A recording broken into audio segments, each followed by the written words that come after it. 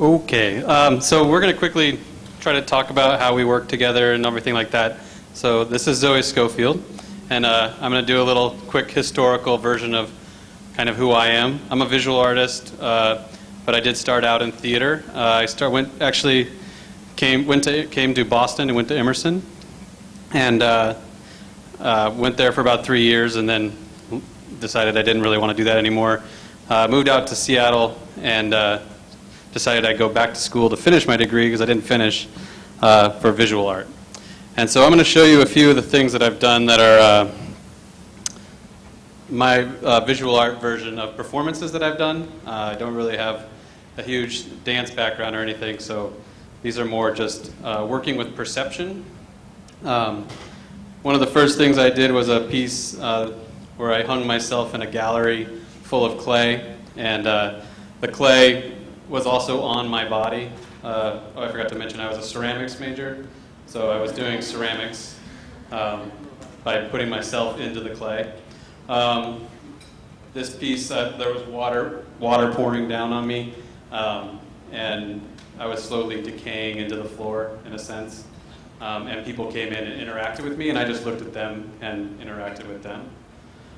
This is another piece where I use video projection, and I like to use video in a life-size manner.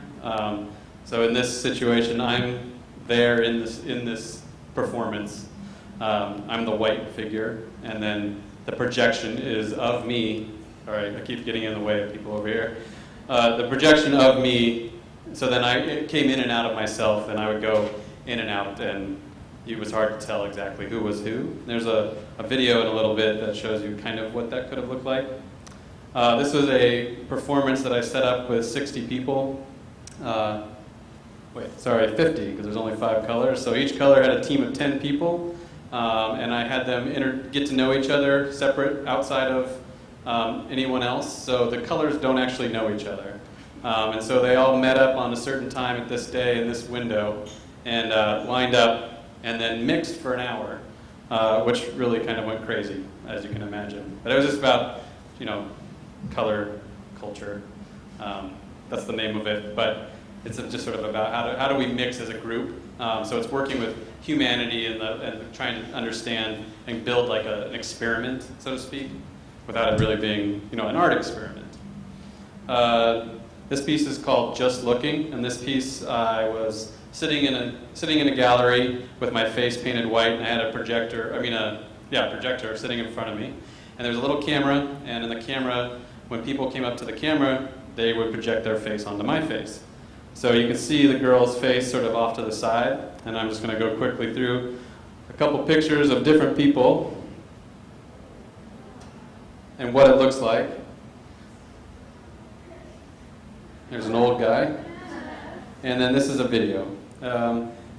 What's happening here, and I don't have sound set up to this computer due to some technical difficulties, but I would just say, hey, just step up to that black line there, and they would step up, and they would get oriented, and then they would fit into my face. And while they were fitting into my face, I would say, hi, my name's Juniper, what's your name? And then I would try to have a conversation with them.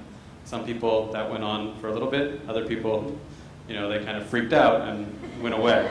But this guy actually asked me a lot of questions about what I was trying to do, and I was just talking about how, in the world, when we go out into the world, we only really know the world through our own perception of the world. We don't know how other people feel. We don't really know. We just sort of understand that through our own veil.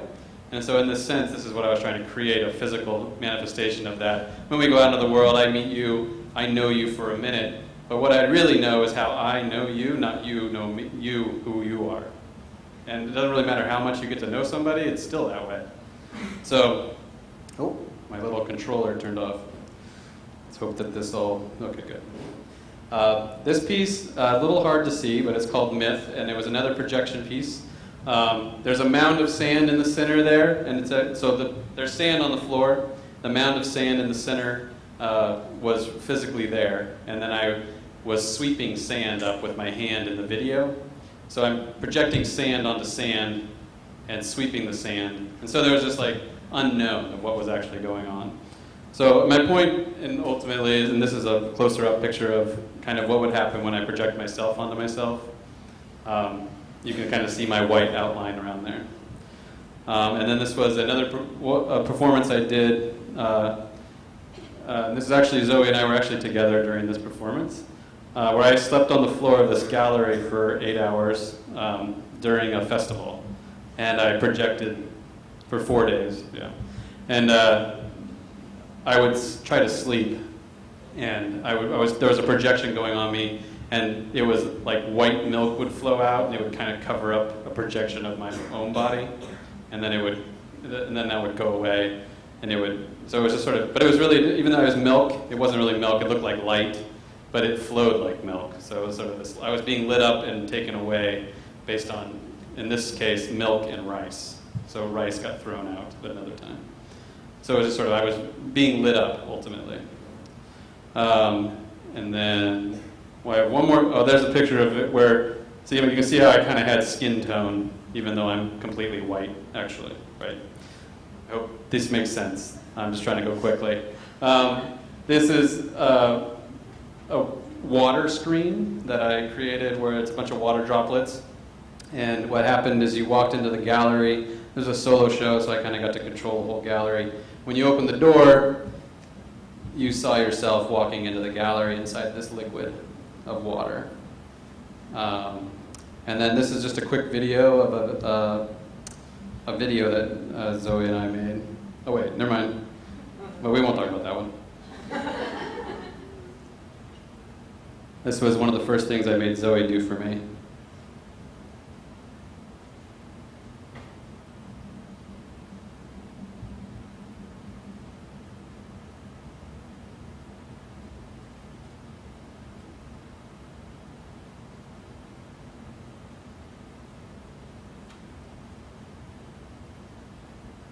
Can you guys see that?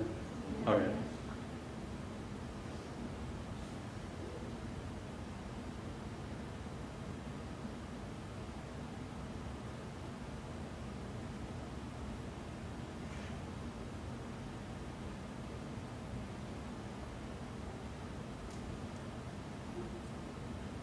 So it alternated back and forth between Zoe and I's face. So that's my face.